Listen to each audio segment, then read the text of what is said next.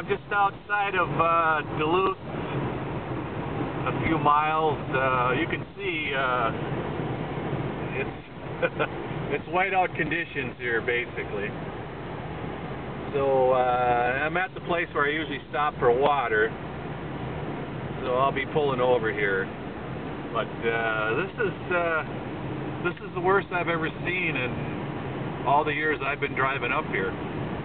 I got to be careful here. I got the bridge right on my right. But yeah, it was an interesting drive up.